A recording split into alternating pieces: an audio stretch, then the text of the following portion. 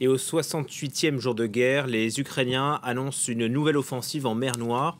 Ils affirment avoir détruit 2 patrouilleurs russes. Écoutez les précisions de notre envoyé spécial à Kiev, Bastien Renouille.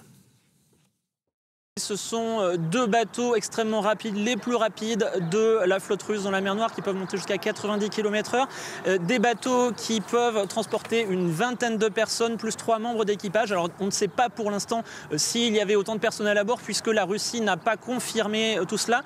Mais le ministère de la Défense ukrainien a publié des images filmées par les drones qui ont attaqué ces navires, où on voit l'un des 2 navires en train d'exploser. Alors cela montre bien que les combats continuent en mer Noire, au sud de l'Ukraine et à l'est du pays.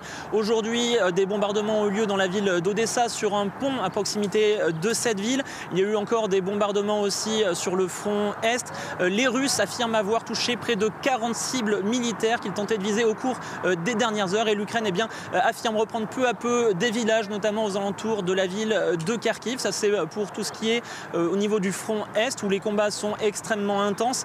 Et pour le reste du pays, la situation est beaucoup plus calme, à l'ouest ou encore dans le centre, ici à Kiev. À Kiev, il n'y a pas eu d'alerte au bombardement aujourd'hui pour l'instant, et on voit des gens un petit peu partout en ville se balader, des familles ici sur la place Maïdan. Alors il y a encore tous ces dispositifs anti-chars qu'il y a autour de moi, il y a encore les sacs de sable qui entourent les abris, le métro, certains bâtiments officiels, mais voilà, une forme de vie normale se réinstalle un petit peu dans la capitale, alors que les combats continuent à l'est et au sud du pays.